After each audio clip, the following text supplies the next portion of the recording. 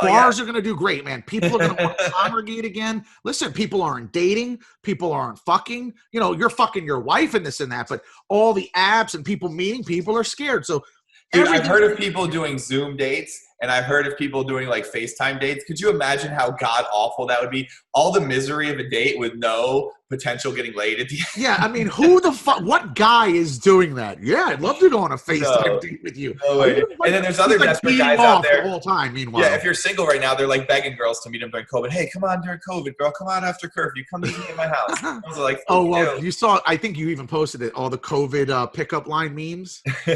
that was actually pretty funny. No, listen. I don't know what's going to happen. It was like a Trump COVID postcard. Like, gave me advice. Yeah, I got that as well, and it had Fauci's name on it and this and that. It's like, hi, citizen. We accidentally released a biological weapon, but have no fear. Stay in your home. We're taking care of it. Well, so going back to some of these conspiracy theories, Iran said, and China, and they agreed on this together, that the United States made this bioweapon. They brought it to China to spread first in China at what they call the Military Olympics. So there's actually an Olympic Games between all the countries' military branches that have an athletic competition against each other. I never knew this existed. And that supposedly that's where we released it. And why would we release something that kills weak people on a bunch of soldiers that are going to live right That's what makes it hard to believe. And it's like you said, it's not killing enough people around the world. We're overinflating what this is doing. Is it scary? Yeah, you've made it scary. Jaws was scary. Listen, let me just say this. Okay, people. This is what we are. If you didn't know what we are, this is what we are. They made a movie called Jaws. If you haven't seen it, watch the trailer, see it. Jaws takes place somewhere, I think, in New York or wherever in the water. Jaws scared people so much that the beaches dramatically lost business, and all of the businesses around the beaches all went bankrupt because Jaws, a mechanical fake shark movie, scared Americans so much that they stopped going to the beach. We are the same society that the Corona Beer Company, which is owned by Constellation Brands, and don't cry for them, they're rolling in cash, but they took such a financial hit because it's called Corona and that there's some correlation to the disease. That's where we're at. And I'm just still drinking Corona Light. But, dude, there's a long history of that, even in this country. If you remember back in the day, they had a radio show that they did the first reading of a book called War of the Worlds. Perfect. And freaking people thought it was real, and they started running around the cities, like freaking out like they were being attacked by aliens. That's where we're at. So do you understand that we're not too hold on. Let me give you one more comment on it. Yeah.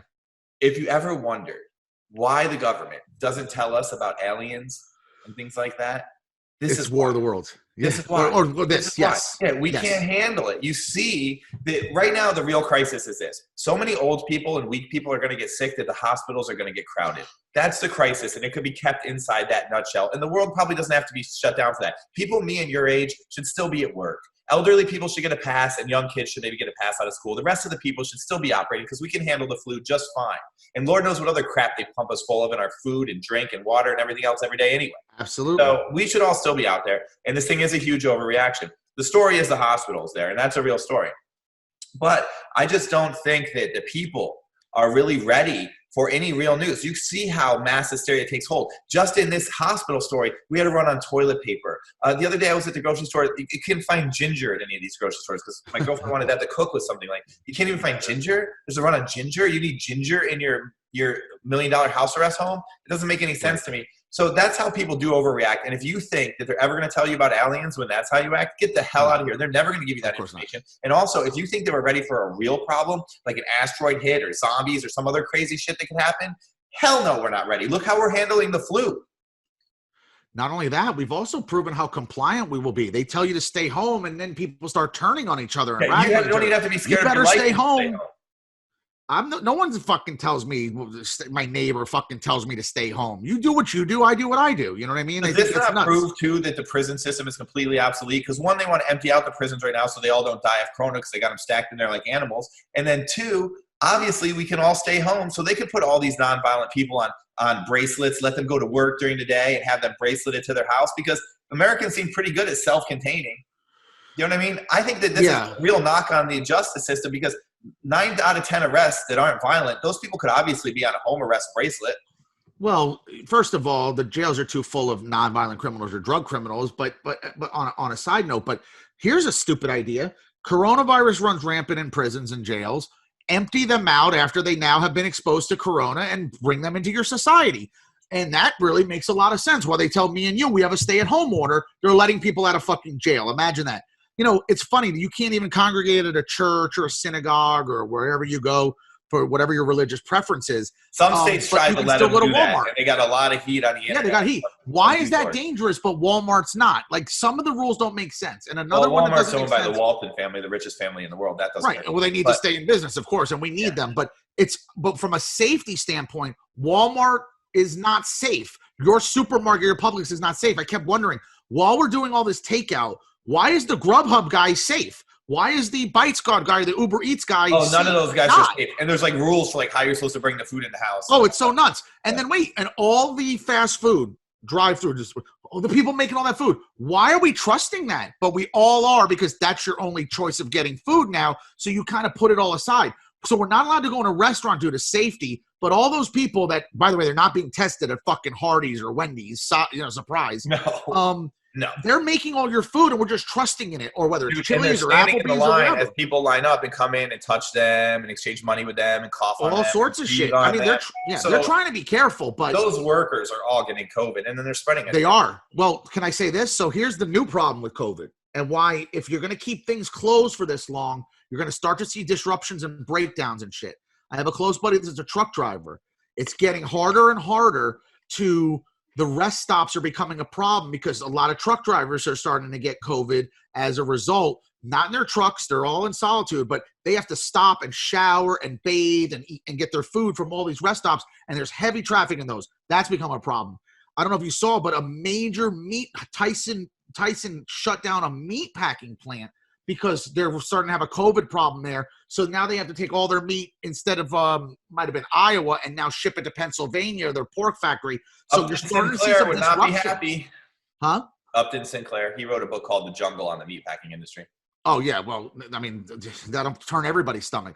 So the bottom line is you're starting to see disruptions with that. The toilet paper thing happens, and when people don't seem to understand why is it constantly gone? Because the first run happens. It's gone. Well, that truck doesn't come and deliver till Thursday. And then that Thursday, everyone buys it up again. Now that truck doesn't come till Tuesday. And then everyone buys it up again. So because there's a panic buying, it's actually disruptions in the economy. And they don't plan for that. It's not like another truck comes every day to bring this shit. So when you start seeing things getting sparse, it's because they're all on a schedule. They're delivering all over. It's kind of like how airplanes go. And they're not going to make special deliveries. So if everybody keeps panic buying, that's why it's never there. And they are hoarding or reselling it or doing whatever the fuck they're doing. I don't understand the ginger thing's funny as shit. That makes no sense. But why toilet paper, pasta, and water? You're not going to run out of these things. All these stores stayed open. It's not a hurricane. Dude, so first of all, if you told me when I was growing up that I would live through a toilet paper shortage or a run on toilet paper, I would have fucking laughed in your face. In America. Don't waste my time with this nonsense. But look, you never know. So you got to give it to life for keeping it interesting. Life just keeps rolling with the punches. It gets weirder and weirder, and it just never stops. A run on toilet paper in our adult life is crazy. I never thought I'd see the day, but that is literally where we're at. I think, and we could talk about this COVID for hours and hours, and I think we can maybe wrap this up and go into another subject. But one thing for sure that's sad about COVID, in my opinion, misinformation left and right. You're really not sure what the cause was, what the solution is. We're just riding it out as we're being told. We now have another divide in this country. You've heard me talk about how we're divided by gender, we're divided by race, we're divided by political affiliation, we're divided by what sports team we like, what state we're in. So we're divided. Religion, there's so many ways to divide us. And even now, how we've handled coronavirus is now a divider. It's been politicized. Of course, we have an election coming up. So it's been politicized. It's been where people, how they go about their life. Are they wearing a mask? Are they not? What are you doing? Ratting on people.